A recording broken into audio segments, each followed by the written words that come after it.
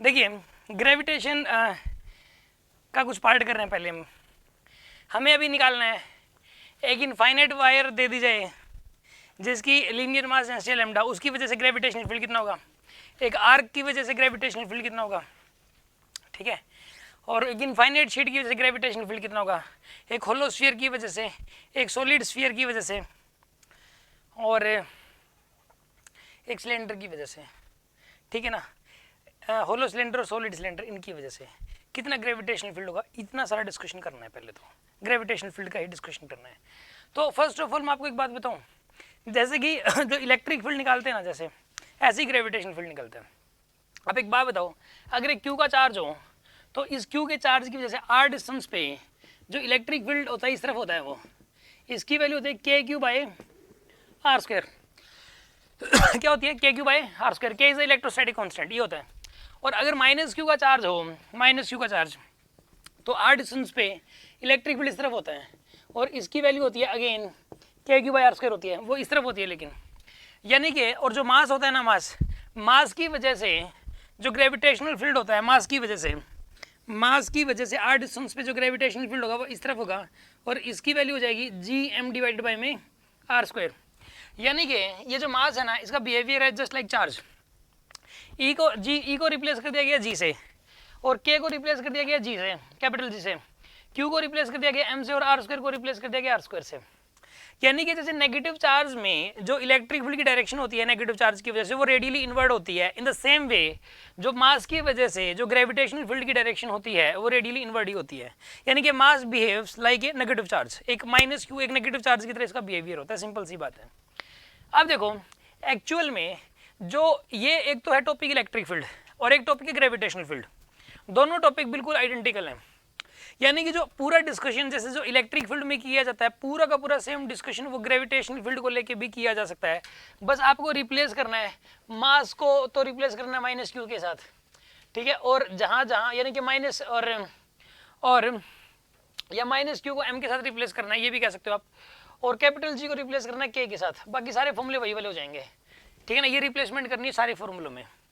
अच्छा एक और बात, ये जो टॉपिक है ये इलेक्ट्रिक फील्ड बहुत ज़्यादा इंपॉर्टेंट है, gravitational field is not so important, electric field बहुत ज़्यादा इंपॉर्टेंट है। और इलेक्ट्रिक फील्ड पे बहुत सारे क्वेश्चंस एग्जाम में आते हैं और बुक्स में भी बहुत सारे क्वेश्चंस दिए हुए होते हैं, बट ग्रेविटेशनल फील्ड में ना तो इतने ज़्यादा क्वेश्चंस आते हैं और ना ही इतने सारे क्वेश्चंस बुक्स में दिए हुए होते हैं, बट वो सारे क्वेश्चंस इलेक्ट्रिक फील्ड वाले यहाँ पर किए जा सकते हैं।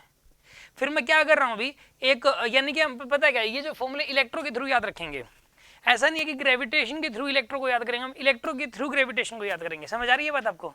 अभी देखो जैसे कि, और मुझे मैं सही बताऊं ये वाला फॉर्मूला याद नहीं रहता, ये वाला याद रहता है के क्यू बाई आर स्क्वायर, और वहीं से मैं निकालता हूँ, मैं G M by R square से K Q by R square नहीं निकालता, के क्यू बाई आर स्क्वायर से G M by R square निकलता है। के को रिप्लेस कर दिया जी से और क्यू को रिप्लेस कर दिया एम से। और भी बहुत सारे फॉर्मूले हैं, जैसे कि जब इलेक्ट्रो पढ़ाई जाएगी तो इलेक्ट्रो में आपको बताया जाएगा, जैसे कि कोई इनफाइनाइट वायर है, ये वाली ये इनफाइनाइट वायर है, इसके ऊपर प्लस लेम्डा की चार्ज डेंसिटी है। कितनी चार्ज डेंसिटी है, प्लस लेम्डा की चार्ज डेंसिटी है। तो इसकी वजह से आर डिस्टेंस पे, ये इनफाइनाइट वायर है क्या, ये बताइए, एक इनफाइनाइट वायर, ये कौन सी वायर है, एक इनफाइनाइट वायर है एक, ठीक है। और इसकी वजह से आर डिस्टेंस पे जो यहाँ पे इलेक्ट्रिक फील्ड होता है वो इस तरफ होता है, वो होता है 2k लैम्डा बाई आर, ये होता है 2k lambda by R, this is the value of electric field, ये इतना इलेक्ट्रिक फील्ड होता है। अब यहाँ पर this formula can be replaced by can be replaced in this chapter in the gravitation. How can it be replaced? देखिए आप, अगर कोई वायर है जैसे और यहाँ पर ये इन्फिनिटी तक गई हुई है और यहाँ भी इन्फिनिटी तक गई हुई है, तो इस केस के अंदर आर डिस्टेंस पे जो ग्रेविटेशनल फील्ड हो जाएगा वो इस तरफ हो जाएगा, ग्रेविटेशनल फील्ड इस तरफ हो जाएगा। और इसके लिए जो फॉर्मूला होगा, देखो 2 का 2 लिखोगे आप, के को रिप्लेस करोगे जी से, K can be replaced by G, lambda को लिखोगे आप लैम्डा, और यहाँ पे आर को लिखोगे आर। यहाँ पर तो लैम्डा था लीनियर चार्ज डेंसिटी, यहाँ पे लैम्डा है linear mass density, lambda is linear mass density है, ये लैम्डा यहाँ पर लीनियर मास डेंसिटी है, lambda is linear mass density. और इसकी वजह से जो ग्रेविटेशनल फील्ड होता है वो होता है 2g lambda by R, 2g lambda by R, lambda है यहाँ पर लीनियर मास डेंसिटी, ठीक है। और आर यहाँ पे डिस्टेंस है, आर इस वायर से लेकर इस पॉइंट के बीच की डिस्टेंस है, ये ग्रेविटेशनल फील्ड हो जाएगा 2g लैम्डा डिवाइडेड बाय में r, ये ग्रेविटेशनल फील्ड की वैल्यू आ गई आपके पास, इसी फॉर्मूले से निकल के आई है। बाय द वे एक इनफाइनाइट वायर दे दे और ये कह दे कि भाई इसकी वजह से ग्रेविटेशनल फील्ड बताओ, तो आप बता सकते हो, ठीक है। अब अगली बात सुनो ध्यान से, अब अगली बात सुनो, मान लिया जाए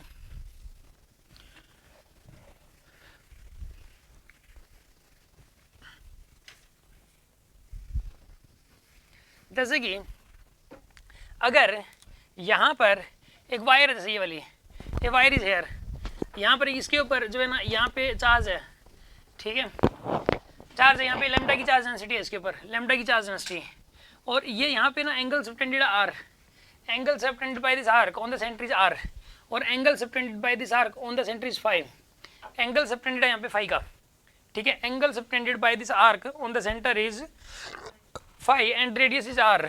तो इस केस में इलेक्ट्रिक फील्ड इस तरफ होता है और इसका फॉर्मूला होता है 2k lambda by R sine of 5/2, this is the formula, 2k lambda by R sine 5/2, this is the formula due to a arc.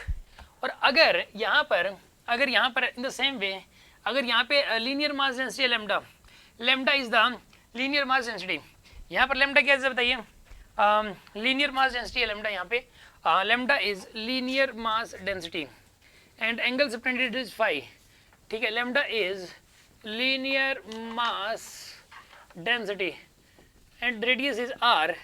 तो इस केस में जो ग्रेविटेशनल फील्ड हो जाएगा, इस केस में ग्रेविटेशनल फील्ड की जो वैल्यू होगी वो ग्रेविटेशनल फील्ड सेंटर की तरफ हो जाएगा, इस केस में ऊपर की तरफ, और इसकी वैल्यू हो जाएगी यहाँ पे 2g लैम्डा बाई में r साइन ऑफ 5/2, ये हो जाएगी यहाँ पे 2g lambda by r sine 5/2। k को रिप्लेस कर दिया आपने g से, k can be replaced by g, ठीक है, और यहाँ पे 5 को 5 से रिप्लेस कर दिया, लैम्डा थी लीनियर चार्ज डेंसिटी और यहाँ पे लैम्डा है लीनियर मास डेंसिटी, ठीक है, this is the formula, same formula है। हाँ जी, किसी को कुछ पूछना है क्या, पूछना भाई कुछ, माइक दो। इस केस के अंदर जो है ना यहाँ पर ये यहाँ पे प्लस लैम्डा है, इसमें डायरेक्शन मैंने जो है ना जल्दी हाँ यस, तो नेगेटिव साइन नहीं आएगा सर, पास माइक बोलो दोबारा, नेगेटिव साइन सर, कहाँ नेगेटिव साइन चाहिए भाई, जी के बाद नहीं आएगा नेगेटिव साइन, क्यों, क्योंकि डायरेक्शन को रिप्रेजेंट कर रहे हैं ना, डायरेक्शन दिखा दी ना मैंने ऊपर की तरफ, ठीक है ना, डायरेक्शन हमेशा इसकी इनवर्ट होगी ना, तो वो डायरेक्शन को रिप्रेजेंट कर रहा होगा माइनस साइन अगर लगाओगे तो भी, और यहाँ पे लगाने की जरूरत ही नहीं है जब मैंने डायरेक्शन को शो कर दिया तो, ठीक है। अभी सुनो अगली बात, इसके अंदर जो है ना अगला डिस्कशन सुनो आप, यहाँ पर जैसे कि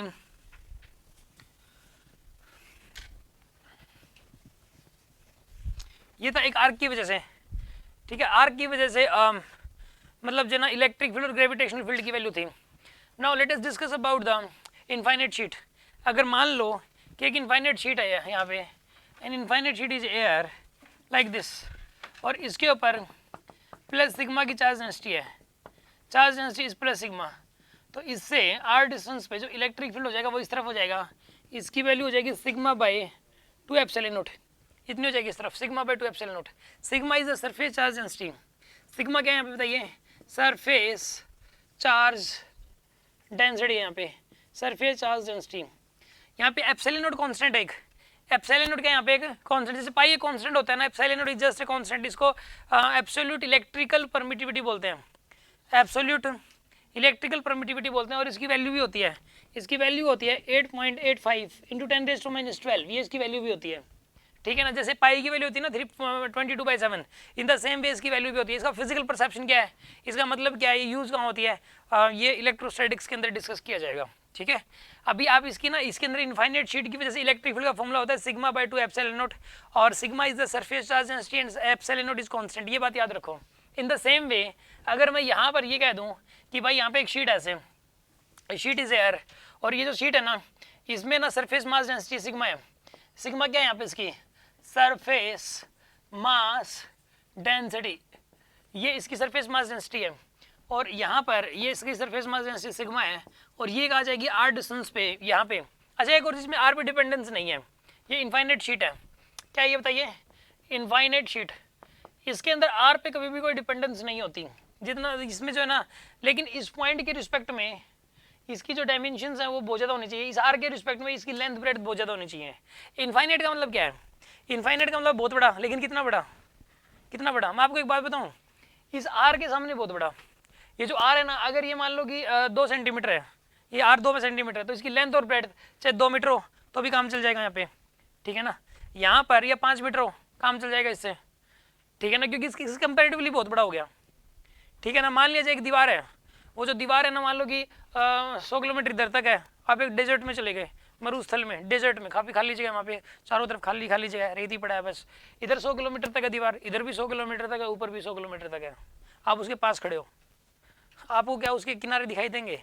आपको लगेगा ये दीवार इनफाइनाइट है, वॉल इज इनफाइनाइट, बट आप वहीं 200 किलोमीटर पीछे जाके देखो उसको, किनारे नजर आ जाएंगे आपको उसके, समझ आ रही है बात आपको? तो वहाँ के रिस्पेक्ट में वो इनफाइनाइट नहीं है, ये वाली दीवार भी इनफाइनाइट है। अगर मैं यहाँ से देखूँ तो मैं अपने इसको ना ऐसे कर लूँ अपने, मतलब फिर देखो अपनी आँखों से ऐसा करके चेहरे को, फिर इस दीवार को देखने की कोशिश करूँ, आगे फूट जाएंगी ज़्यादा घुमाऊंगा तो।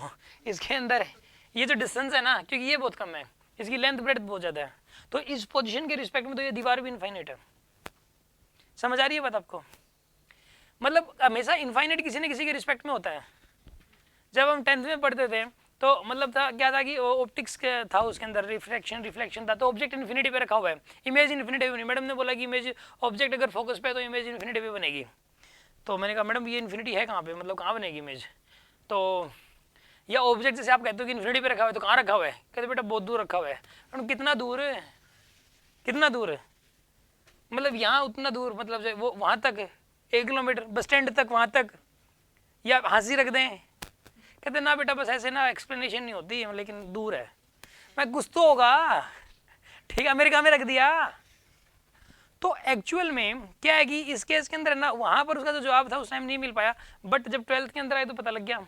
एक्चुअल में ये जो इनफाइनाइट डिस्टेंस होती है, this is with respect to radius of curvature और with respect to focal length.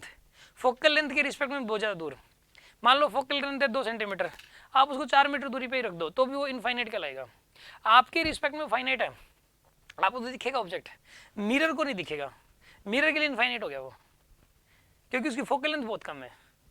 बात समझ आ रही है? बात मिरर की फोकल लेंथ या फिर रेडियस ऑफ कर्वेचर की रिस्पेक्ट में अगर बहुत दूर है तो that is the infinite distance.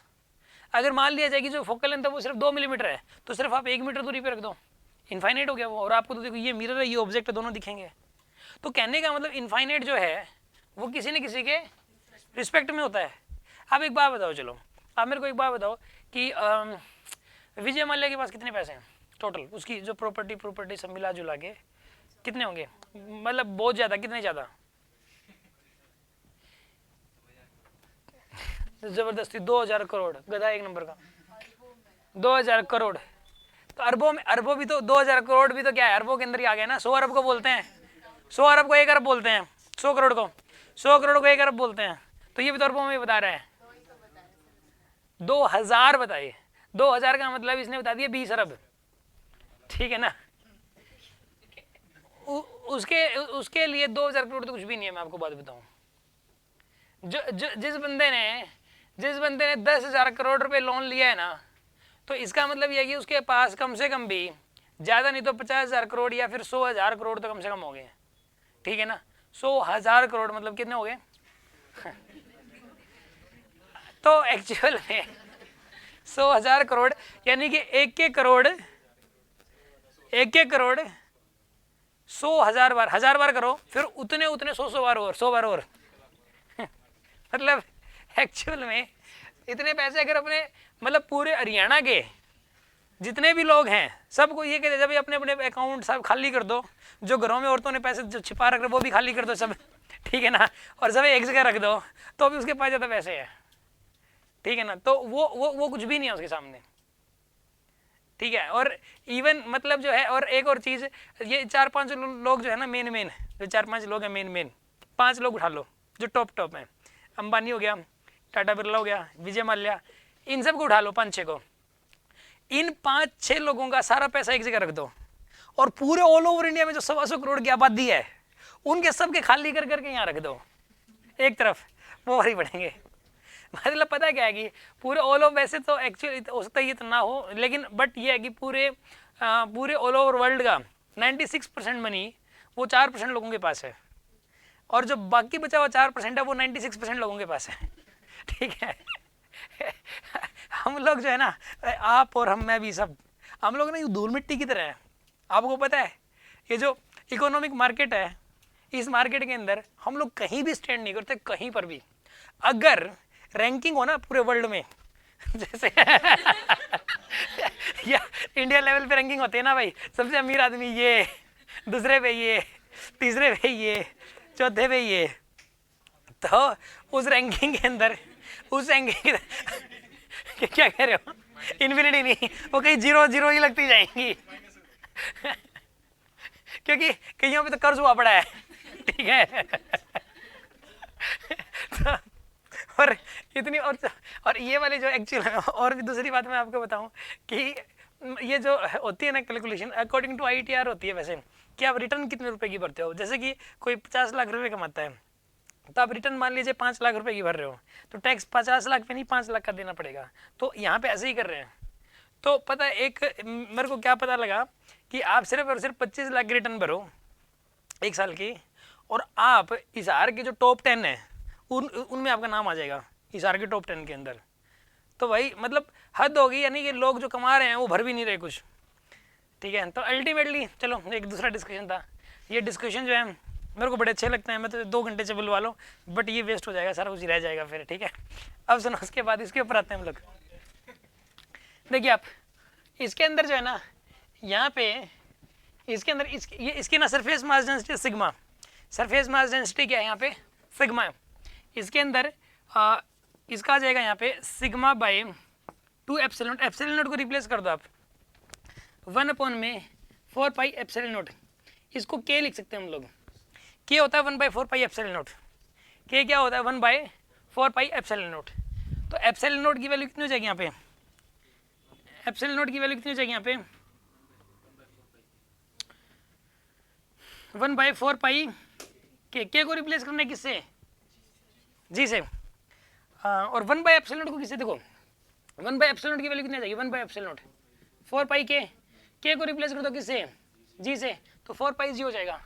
तो एप्सिलॉन नॉट देखो 1/एप्सिलॉन नॉट को रिप्लेस कर दो 4 पाई जी से, one by epsilon naught can be replaced by 4 pi G. One by epsilon naught को 4 पाई जी से रिप्लेस कर दो। This is the gravitational field, this is the gravitational field. One by epsilon naught can be replaced by 4 pi G. ये वो जो मैं example दे रहा था उसके पीछे पर्पस था ये बताना कि जैसे उसके पास, जैसे जो विजय माल्या के पास जो पैसे हैं ना, वो हमारे रिस्पेक्ट में इनफाइनेट है, लेकिन उनकी एक दूसरे की रिस्पेक्ट में इनफाइनेट नहीं है। ठीक है ना, उनका एक दूसरे की रिस्पेक्ट में, अंबानी की रिस्पेक्ट में उसके पास इनफाइनेट नहीं है, बट हमारे रिस्पेक्ट में उसके पास इनफाइनेट है। ठीक है। तो यानी कि किसी कोई क्वांटिटी इनफाइनेट हो भी सकती है, और वो देखा जाता है किसके रिस्पेक्ट में निकाल रहे हैं। ठीक है। और दूसरी बात, एक पर्पज़ ये था कि आप लोग मेहनत करके आज से अगर ये चीज़ सोच लो तो उस 4% में आ सकते हो, उन 4% के अंदर आप कहीं ना कहीं आ सकते हो, स्टैंड कर सकते हो। ठीक है ना। आपको ये मन में लेकिन ठानना पड़ेगा, सोचना पड़ेगा कि हाँ मुझे वहाँ तक पहुँचना है जरूर। ठीक है ना। चलो एनीवे, ये आपके पास जो है ना ग्रेविटेशनल फील्ड की वैल्यू आ गई आपके पास। This is the value of gravitational field, sigma by 2 into में 4 पाई जी। ठीक है। क्यों हंस रहे हो भाई, ये किसने कहा वैसे लूट के पहुंचे हैं?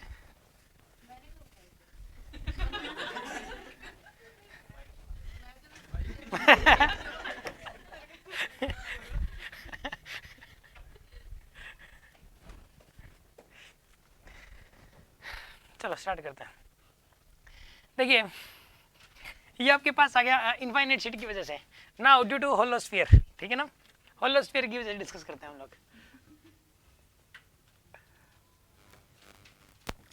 अपने यहाँ पर पता क्या है, ये जब सोचने की बजाय वहाँ तक पहुँचना है, ये सोचते हैं 20-30 हज़ार की भाई वो गवर्नमेंट जॉब मिल जाए अपने को, तो 40 हज़ार की बैठे बैठे खाएंगे आराम से, पड़े पड़े खाएंगे। देखो होलोस्फीयर के बारे में डिस्कस करते हैं। अब देखो हम कंसंट्रेट करते हैं इसके ऊपर, उस डिस्कशन को भूल जाओ, माइंड से निकाल दो एक बार। ठीक है ना। होलोस्फीयर क्या, होलोस्फीयर, इसकी वजह से ग्रेविटेशनल फील्ड डिस्कशन करना है इसका। Hollow sphere is given, mass and radius R, gravitational field निकालना है, सेंटर पे अंदर, सरफेस पे और बाहर, 4 जगह ग्रेविटेशनल फील्ड डिस्कशन करना है अपने को, ग्रेविटेशनल फील्ड का। ठीक है। ग्रेविटेशनल फील्ड का पहले इलेक्ट्रिक फील्ड कर लें, पहले इलेक्ट्रिक फील्ड करते हैं। इसका चार्ज क्यों है, मान लो चार्ज क्यों है इसके ऊपर, प्लस क्यों चार्ज फैला हुआ है। सर ग्रेविटेशनल फील्ड नहीं, ग्रेविटेशनल फील्ड तो हो चुका है इसका, हम करते हैं इलेक्ट्रिक पोटेंशियल का, फिर ग्रेविटेशनल पोटेंशियल करेंगे। किसका कर रहे हैं हम लोग, पहले ग्रेविटेशनल इलेक्ट्रिक पोटेंशियल का, ठीक है, इलेक्ट्रिक पोटेंशियल।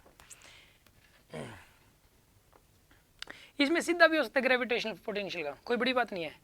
जो इलेक्ट्रिक पोटेंशियल है वो इलेक्ट्रो में कर लेंगे, अभी ग्रेविटेशन चल रहा है तो हम लोग जो है ना सिर्फ ग्रेविटेशनल पोटेंशियल ही कर रहे हैं, क्योंकि डायरेक्ट भी समझ में आ जाएगा, कोई बड़ी बात नहीं है, ठीक है। देखिए आप इसके अंदर जो है ना, यहाँ पे ग्रेविटेशन फील्ड लाइन्स ऐसे होती हैं, अंदर तो ग्रेविटेशन फील्ड होता ही नहीं, ये बात आपको मैं बता चुका हूँ। यहाँ पर अंदर तो ग्रेविटेशनल फील्ड होता ही नहीं है, no gravitational field, no gravitational field inside the sphere, no gravitational field inside the sphere, inside the hollow sphere, no gravitational field. अच्छा अब सुनो, इसके अंदर कोई ग्रेविटेशनल फील्ड नहीं होता। तो अब एक बात बताऊँ, ग्रेविटेशनल पोटेंशियल की डेफिनेशन क्या होती है, डेफिनेशन इन्फिनिटी से लेके पी पॉइंट तक एक 1 kg का मास लेके आने में जो वर्क करना पड़ेगा, that is the gravitational potential. देखो आप इसमें यहाँ तक, यहाँ का पोटेंशियल निकालना है ना, यहाँ का, तो सारा चार्ज, सारा मास कॉन्सेंट्रेटेड मान सकते हो सेंटर पे, सेंटर पे, और एक पॉइंट मास वाला फॉर्मूला लगा सकते हो आप, ठीक है ना। यहाँ पर जो एट सेंटर की अगर हम लोग बात करें, एट सेंटर जो ग्रेविटेशनल पोटेंशियल हो जाएगा वो निकालना, एक निकालना इनसाइड एट सेंटर, मतलब r इक्वल टू 0 के ऊपर, ठीक है। एक निकालना अपने को इनसाइड, अंदर निकालना है r less than capital R के ऊपर। एक निकालना हमें एट सरफेस, एट सरफेस निकालना है r इक्वल टू R के ऊपर। एक हमें लिखना है इसके अंदर आउटसाइड, चलो यहाँ लिख देता हूँ आउटसाइड,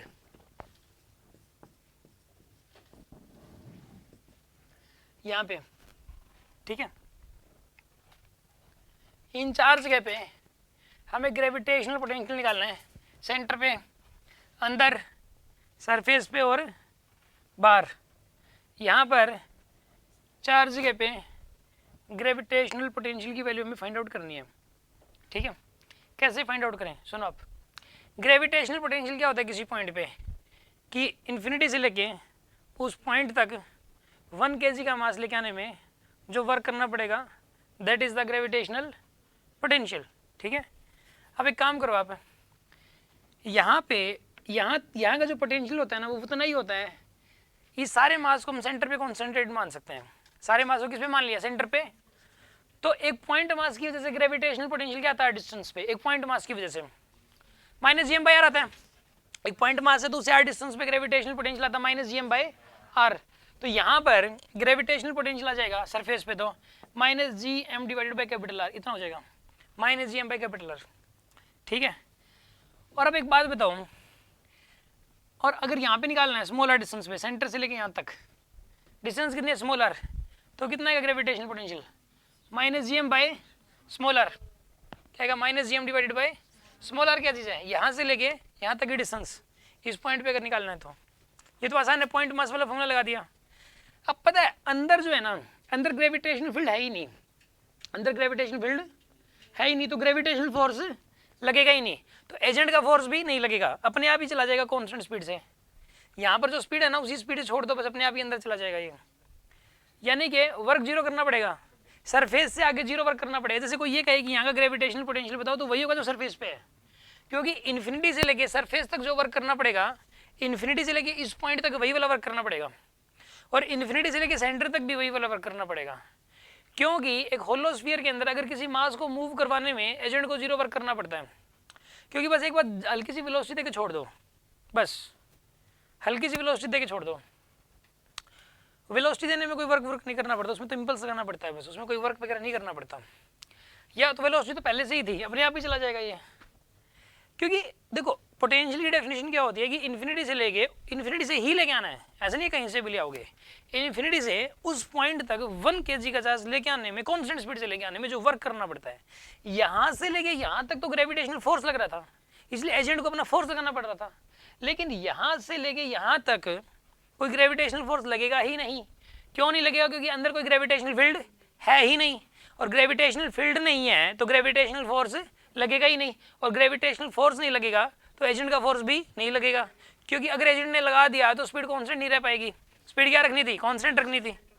ठीक है, तो इसलिए एजेंट अपना फोर्स लगाएगा नहीं, एजेंट के पास वर्क जीरो है यहाँ से लेके यहाँ तक, तो यानी कि जो वर्क करना पड़ा उसको वो इतना ही करना पड़ेगा इनसाइड के लिए -gm/r, और यहाँ पे सेंटर के लिए भी इतना ही होगा -gm/R। ठीक, ग्रेविटेशनल पोटेंशियल इन तीनों पॉइंट्स पे सेम हो जाएगा, -gm/r के बराबर। Gravitational potential at centre, inside and at surface, तीनों जगह पे ग्रेविटेशनल पोटेंशियल की जो वैल्यू है that will be same, and that is equal to -gm/R। ये हो जाएगा ग्रेविटेशनल पोटेंशियल। ठीक है, और आउटसाइड कितना हो जाएगा बताइए? -gm/r, वो था R। ये तीनों सेम होते हैं।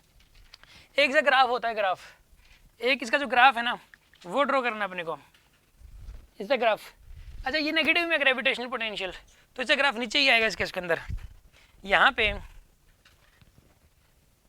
ग्रेविटेशनल पोटेंशियल बताना है, देखिए कैसे करेंगे हम इसके अंदर। नीचे बनेगा ग्राफ v वर्सेस r का, तो यहाँ पर होएगा, यहाँ पर आएगा -gm/में R होएगा पहले, तो उसके बाद घटेगा लाइक दिस, पहले कांस्टेंट रहेगा सेंटर से लेके r = R तक, और ये वाली पोजीशन r = 0,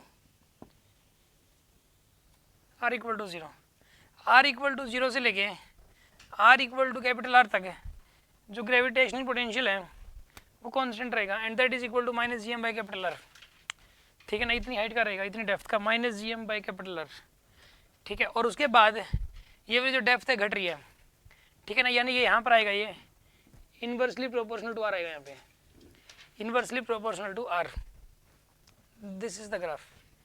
ठीक है ना, ये ग्राफ बनता है इसका, v वर्सेस R का ग्राफ है ये, this is the v versus R graph.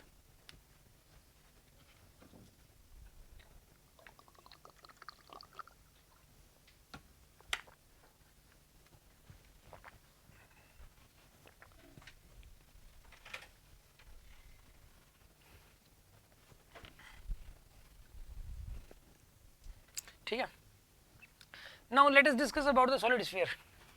Solid sphere के बारे में डिस्कशन कर रहा हूँ मैं।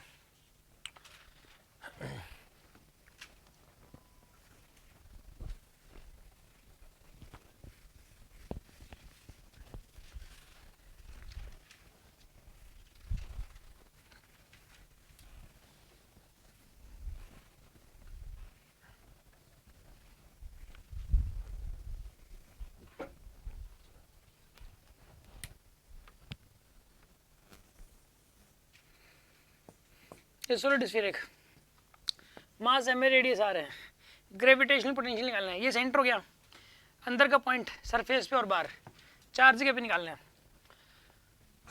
ठीक है, सबसे पहले तो एट सेंटर बोले तो r = 0 के ऊपर, फिर हमें निकालना है इनसाइड बोले तो r R के ऊपर, फिर हमें निकालना है एट सरफेस बोले तो r = R के ऊपर, फिर हमें निकालना है आउटसाइड बोले तो r R के ऊपर। ठीक है, हमें क्या निकालना है? Gravitational potential. ठीक है, अब सुनो, आप यहाँ पे ग्रेविटेशनल पोटेंशियल की वैल्यू जो हो जाएगी ना, पहले तो जैसे कि ना आउटसाइड और सरफेस पे तो वही होगा जो होलोस्फीयर वाला है, होलोस्फीयर वाले ही केस होंगे, आउटसाइड भी और सरफेस पे भी। आउटसाइड बताइए कितना होगा यहाँ पे? -gm/में r, आउटसाइड तो इतना हो जाएगा, यहाँ से लेके यहाँ तक की डिस्टेंस आ रही है तो -gm/r वही वाला होगा। सरफेस के लिए वही होगा -gm/R हो जाएगा, -gm/R। सेंटर पे पता है कितना होता है? सरफेस का 1.5 गुना, सरफेस का 1.5 गुना, यानी कि -3/2 GM by capital R, -3/2 GM by capital R के बराबर हो जाएगा। ठीक है, पता है ये ज़्यादा क्यों आया, ज़्यादा वर्क करना पड़ता है, ये अंदर ग्रेविटेशनल फील्ड होता है, इसमें अंदर ग्रेविटेशनल फील्ड होता है, तो यहाँ से लेके यहाँ तक कुछ ना कुछ वर्क और करना पड़ेगा। तो जितना वहाँ इन्फिनिटी से लेके यहाँ तक वर्क किया है उसका आधा वर्क और करना पड़ता है यहाँ से यहाँ तक। समझ आ रही बात, इसलिए 1.5 गुना हो गया। माइक दो। इस केस के अंदर जो ना इन्फिनिटी से लेके यहाँ तक जो वर्क करना पड़ा, यहाँ से लेके यहाँ तक उसका आधा वर्क करना पड़ता है। ठीक है, माइक दो भाई। इस केस के अंदर यहाँ से इन्फिनिटी से लेके सरफेस तक मान लो W का वर्क करना पड़ता है, तो W/2 वर्क करना पड़ता है यहाँ से यहाँ तक, इसलिए इसका इस वाली वैल्यू का 1.5 गुना हो गया ये। हाफ ही क्यों है सर इसमें? हाफ ही क्यों है, इसका प्रूफ है बाय इंटीग्रेशन। कहो तो मैं भी कर देता हूँ, अदरवाइज मेरा मन ये है कि मैं एक एडवांस वाली क्लास और लगेगी, एडवांस वाली जो क्लास है नॉन मेडिकल वाले स्टूडेंट्स के लिए, उसमें बाय इंटीग्रेशन प्रूफ होगा इसका। ठीक है ना, आधा वर्क और ही कैसे आया, और सिंपल सी बात है उसमें कोई, पहली बात तो इसका भी प्रूफ किया जा सकता है उसमें, एडवांस वाली क्लास में ये भी प्रूफ करेंगे कि ये कहाँ से यहाँ से लेके यहाँ तक -G/r कैसे आया। ये मतलब जो है ना वैसे कोई ज़्यादा हायर कॉन्सेप्ट नहीं है ये, मतलब ये डेरिवेशन बहुत ज़्यादा बड़ा नहीं है, छोटा है, बट इसकी ज़रूरत नहीं है। ठीक है ना, एडवांस में तो पता क्या कि ऐसे ऐसे क्वेश्चन आते ही रहते हैं जिनके अंदर खूब इंटीग्रेशन वगैरह यूज़ होते रहते हैं। ठीक है ना, तो इसलिए मतलब बड़े तो इसलिए मतलब जो है ना यहाँ पर वो वाला डेरिवेशन वहाँ करवाया जाएगा ताकि सोच पैसी थोड़ी सी उस टाइप की हो जाए, थोड़ा सा मैथमेटिकल टाइप की भी हो जाए। तो इस केस के अंदर इन्फिनिटी से लेके यहाँ तक जो वर्क करना पड़ेगा, यहाँ से लेके वहाँ तक उसका आधा वर्क करना पड़ता है, ये बात मान लो भी। ठीक है, अब सुनो, इसके अंदर इसलिए इतना हो गया। और हाँ, यहाँ पे निकालना है, मान लो यहाँ से x डिस्टेंस पे या स्मॉल r डिस्टेंस पे निकालना है, अंदर इनसाइड स्मॉल r डिस्टेंस पे, तो पता है पहले इन्फिनिटी से लेके यहाँ तक का वर्क निकाल लो, फिर यहाँ से यहाँ तक का वर्क निकालो और दोनों को जोड़ो, और दोनों को ऐड करने के बाद आंसर आ जाएगा, और वो ऐड करने के बाद जो आएगा वो डायरेक्ट बता दे रहा हूँ। ठीक है ना, इसका आंसर आता है माइनस का GM इंटू 3r² माइनस में स्मॉल r² अपॉन में 2r³, ये वाला आंसर आता है इसका। ये रिजल्ट याद कर लो, -GM into 3r² minus small r² upon 2r³।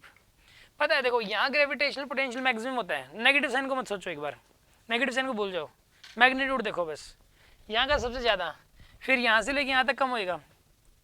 ठीक है, फिर यहाँ से आगे यहाँ पर भी कम होएगा, फिर कम होता चला जाता है, सेंटर पे मैक्सिमम होता है, सेंटर से लेके इन्फिनिटी तक लगातार कम होता चला जाता है। ठीक है ना, ये रिजल्ट है जो कि हमें याद करना पड़ता है बस। बाय द वे आ जाए ग्रेविटेशनल पोटेंशियल, अभी मतलब अगर हम बात करें कि इसके अंदर मेन लेवल या फिर नेट लेवल तक आपकी ये फॉर्मूले ना ये याद रह जाए बहुत है। ठीक है ना, इस केस के अंदर सुनो अब आप, इसे ग्राफ भी होता है, वो ग्राफ भी माइंड में सेट कर लो आप। ठीक है, इस केस के अंदर इसका जो ग्राफ है वो माइंड में सेट कर लीजिए आप।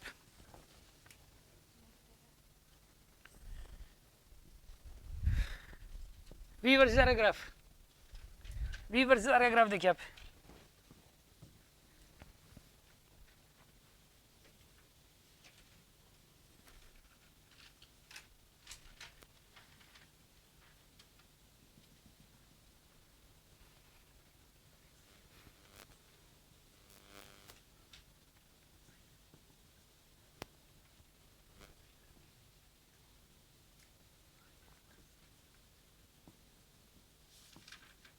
यह जाएगा ग्राफ इसका,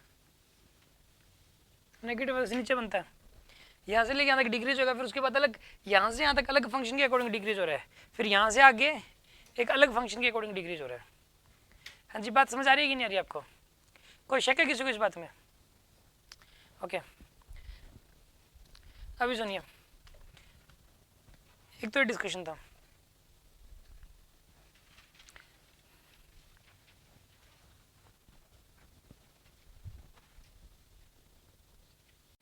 देखिए एक हमें डिस्कशन करना है सिलेंडर का, इनफाइनाइट होलो सिलेंडर और एक इनफाइनाइट सॉलिड सिलेंडर। ठीक है, देखो आप पहले तो इनफाइनाइट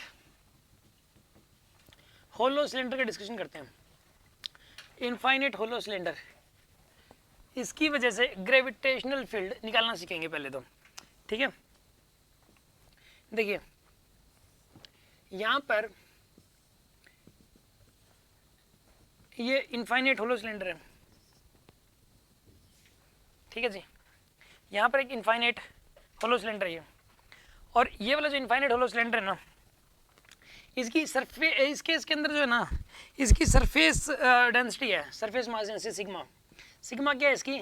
सरफेस मास डेंसिटी, ये इसकी, ये इसका एक्सेस है। हमें इसकी वजह से ग्रेविटेशनल फील्ड बताना है कितना हो जाएगा, ठीक है। इसकी वजह से हमें एक बताना है एक्सेस पे कितना हो जाएगा, अंदर कितना हो जाएगा, सेंटर पे, सरफेस पे और बाहर, ठीक है। 4 जगह पे ग्रेविटेशनल फील्ड की वैल्यू बतानी है, ठीक है ना। इस केस के अंदर सुनो, r इक्वल टू 0 पे, पहले तो एट एक्सेस यानी कि एट एक्सेस बोले तो r इक्वल टू 0 पे, एट एक्सेस यानी कि r इक्वल टू 0 पे ग्रेविटेशनल फील्ड हो जाएगा 0। अंदर तो 0 ही होता है हर पॉइंट पे, अंदर क्या होता है हर पॉइंट पे 0। अगर हम लोग बात करें इनसाइड, ठीक है ना, अंदर की बात करें, r less than capital R के ऊपर, ये हो जाएगा g की वैल्यू 0। फिर से इनसाइड, अंदर जो है ना वो 0 हो जाएगा, अंदर के हर पॉइंट पे 0 हो जाएगा, अंदर के हर पॉइंट पे क्या 0, ठीक है। और सरफेस अंदर के और एक्सेस के ऊपर भी 0। अब सुनो, एट सरफेस की बात करेंगे हम लोग, एट सरफेस यानी कि r इक्वल टू R के ऊपर, पता है क्या लिखोगे इसके लिए, इसको पूरे के पूरे सिलेंडर को एक्सेस के ऊपर कंसंट्रेट कर दोगे। किस पे कंसंट्रेट कर दोगे? सारा का सारा मास ऐसे पिचका दो, एक एक्सेस बन जाएगा। ऐसे वायर बन गई एक, वायर की वजह से कितना होता है, r डिस्टेंस पे कितना होता है, ये पॉइंट तो यहीं रहेगा, ये सारा मास बस एक्सिस पे आ गया। सोचो, इसका सारा मास इकट्ठा करके उसकी एक वायर बना के यहाँ रख दी और ये पॉइंट यहीं है। तो ये बताइए क्या होता है formula, 2k lambda by are था, 2k लैम्डा बाई आर। तो यहाँ पे आंसर तो 2k लैम्डा बाई आर आ गया, लेकिन लैम्डा गिवन नहीं है। यहाँ पे जो ग्रेविटेशनल फील्ड आएगा वो कितना होना चाहिए, यहाँ पे 2k लैम्डा बाई आर होना चाहिए, मतलब 2g lambda by capital R होना चाहिए। बट लैम्डा नहीं पता हमें, यहाँ पे लैम्डा नहीं पता। लैम्डा मैं बता रहा हूँ कैसे निकलेगा, सुनो। लैम्डा हो जाएगा यहाँ पे, लैम्डा की वैल्यू हो जाएगी sigma into 2 pi R, sigma into 2 pi R. ये कैसे है ये बताना बस, इसको ना सिग्मा इंटू 2 पाई आर लिख सकते हो आप, sigma into 2 pi capital are, ये आंसर आएगा। या फिर ऐसा करो, दोनों लिख लो, 2g लैम्डा बाई आर और 2g इसमें sigma into 2 pi R by में R, sigma into 2 pi R by में आर, यानी कि आर से आर कैंसिल, क्या आएगा यहाँ पे 4 pi G sigma, 4 pi G sigma, ये आएगा 4 पाई जी सिग्मा। चाहे ये वाला बोल दो, चाहे ये वाला बोल दो। ये आया कहाँ से? लैम्डा को मैंने सिग्मा इंटू 2 पाई आर क्यों लिख दिया? अब सुनो ध्यान से, क्यों लिख दिया इस चीज़ को। मान लो कि भाई कोई भी सरफेस है, ठीक है, कोई भी ये सिलेंडर है, मान लो सिलेंडर ऐसे, ठीक है, ये सिलेंडर है यहाँ पे। अब ये वाला जो सिलेंडर है, ये सिलेंडर है, पेन देना एक, इस सिलेंडर के ऊपर एक यूनिट एरिया कट करो आप, 1 यूनिट ऐसे है, 1 यूनिट ऐसे है, एक यूनिट एरिया हो गया। इसका जो मास होगा इस यूनिट एरिया का, उसको सिग्मा बोलोगे। सिग्मा क्या होता है? एक यूनिट एरिया का जो मास होता है, 1 यूनिट ऐसे, 1 यूनिट ऐसे, इसको क्या बोलोगे आप? 1 यूनिट एरिया, इसका मास क्या होगा? सिग्मा। इसमें भी एक और बना दो बॉक्स ऐसा, एक बॉक्स बना दो, कैमरा जूम करना एक बार, एक बॉक्स बना दिया मैंने, 1 यूनिट ऐसे, 1 यूनिट ऐसे, तो 1 यूनिट एरिया हो गया ये, इसको सिग्मा बोलोगे, इसके मास को। ऐसे 1 यूनिट ऐसे, 1 यूनिट ऐसे, इसके मास को सिग्मा बोलोगे। एक और बना दो, 1 यूनिट ऐसे, 1 यूनिट ऐसे, तो इसके इस वाले पीस के मास को भी सिग्मा बोलोगे। एक और बना दिया, 1 यूनिट ऐसे, 1 यूनिट ऐसे, इस पीस के मास को भी सिग्मा बोलोगे। फिर एक और बना दिया, इस पीस के मास को भी सिग्मा बोलोगे। 1 ऐसे, 1 ऐसे, एक और पीस बना दिया। फिर ऐसे ही 1 ऐसे, 1 ऐसे, ऐसे बना दिया। फिर ऐसे ही 1 ऐसे, 1 ऐसे, एक ये और बना दिया, ये ऐसे बन गया। ऐसे बनते जा रहे हैं। ये पूरा भर गया, समझ आ रही है बात आपको? इसके अंदर हर एक का मास कितना कितना है? Sigma sigma sigma sigma sigma. जितने भी बॉक्स बने हैं, जितने भी बॉक्स बने हैं, इनका मास कितना कितना है सबका? सिग्मा। एक बॉक्स की ये वाली लेंथ कितनी है? 1 यूनिट। ये वाली लेंथ भी कितनी है? 1 यूनिट। अब अगर मैं इसे कंप्रेस करके सिलेंडर बनाऊँ, इसका एक वो बनाऊँगा, वायर बनाऊँगा इसकी, मैं ऐसे कंप्रेस करके एक वायर बनाऊँगा, तो ये सारे के सारे जो बॉक्सेस हैं वो एक जगह आ गए, सारे के सारे बॉक्सेस एक जगह आ गए, ठीक है।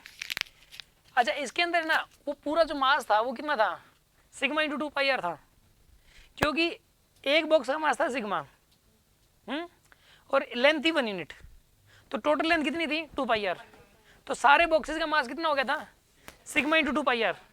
अब ये सिग्मा इंटू 2 पाई आर का मास इतनी इस 1 यूनिट लेंथ में आ गया, और 1 यूनिट लेंथ को ही लैम्डा बोलते हैं। सारा मास एक यूनिट लेंथ में आ गया, ये यूनिट लेंथ है और इस लेंथ के अंदर आ गया, और उस मास को ही सिग्मा बोलेंगे हम लोग, इसलिए 1 यूनिट लेंथ के मास को ही। तो यहाँ पर वो लैम्डा है, और वो यानी कि 1 lambda will be equal to sigma into 2 pi R. बात समझ आ रही कि नहीं आ रही आपको? वहाँ पर जो इतने सारे बॉक्सेस एक यूनिट लेंथ में आएंगे जब आप कंप्रेस करोगे तो इसलिए यहाँ पर लैम्डा को सिग्मा इंटू 2 पाई आर बोल सकते हो। कितनों को समझ आ गई ये वाली बात? Very good. यहाँ पर इसको रिप्लेस कर, ये आ जाएगा आपके पास सरफेस के ऊपर अब, ठीक है। फॉर्मूला वही लगाया 2 के lambda by R, 2 G lambda by R, और वहाँ से ही आया। आउटसाइड निकालना है, आउटसाइड के लिए क्या करोगे? आउटसाइड के लिए क्या लिखोगे आप, यानी आर ग्रेटर देन आर के लिए 2g lambda by small R आ जाएगा इसमें, 2g lambda by small R, और लैम्डा की वैल्यू फिर से पुट करते हो आप यहाँ पे 2g, लैम्डा की वैल्यू क्या पुट करोगे आप यहाँ पे, sigma into 2 pi capital are, और यहाँ पे क्या लिखोगे फिर उसके बाद स्मॉल आर। तो यहाँ पर आ जाएगा अब उसके बाद 4 pi G sigma capital R by small R, 4 pi G sigma capital R by small R, ये आएगा आउटसाइड द सरफेस। आउटसाइड जो ग्रेविटेशनल फील्ड की वैल्यू आएगी वो ये वाली निकल के आ जाएगी, ठीक है। 4 pi G sigma capital R by small R, this is the value of gravitational field here outside, ठीक है। तो ये था होलो सिलेंडर के बारे में। Now let us discuss about the solid cylinder. Solid cylinder के बारे में डिस्कशन करने, ये ऐसा करना, ये चारों फॉर्मूले याद कर लेना, ठीक है। एक ये याद कर लेना, एक ये याद कर लेना, ये 0 0 तो याद रहेंगे ही, ठीक है। अब सुनो, नेक्स्ट डिस्कशन है सॉलिड सिलेंडर का। Late us discuss about the solid cylinder. Infinite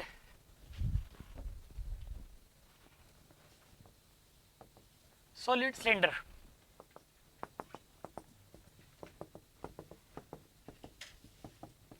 ये इनफाइनाइट सॉलिड सिलेंडर है, हमें इसकी वजह से निकालना है 4 जगह पे ग्रेविटेशनल फील्ड, एक्सिस पे, अंदर, सरफेस पे और बाहर। और उसका ग्राफ, यार उसका ग्राफ रहेगा होलो का ग्राफ सेम आएगा जो होलोस्फीयर का, वही वाला। होलोस्फीयर का ग्राफ ऐसा था, ठीक है ना, तो इसका भी वही वाला आएगा। इसका जो ग्राफ आएगा ग्रेविटेशनल फील्ड वर्सेस का ग्राफ बनाना है इसका, तो होलोस्फीयर में जो ग्राफ था ना ऐसे था, ये वाला ग्राफ बनेगा इसका, लाइक दिस, ये वाला ग्राफ बनेगा।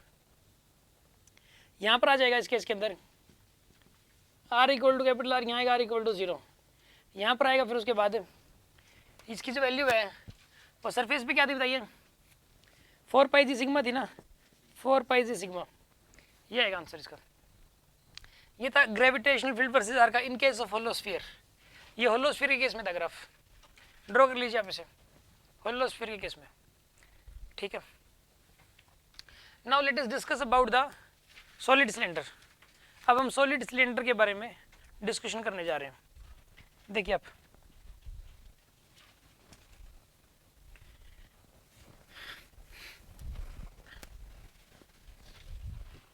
सुनिए आप, सबसे पहले तो एट एक्सिस यानी कि r इक्वल टू 0 के ऊपर ग्रेविटेशनल फील्ड की वैल्यू, इनसाइड बोले तो r less than capital R के ऊपर ग्रेविटेशनल फील्ड की वैल्यू। देखो पहली बात तो एक्सिस के ऊपर तो हो जाएगी 0, एक्सिस के ऊपर 0 होती है। इसके अंदर रिजल्ट याद कर लेते हैं बस, ठीक है ना, जो रिजल्ट है वही इंपॉर्टेंट है।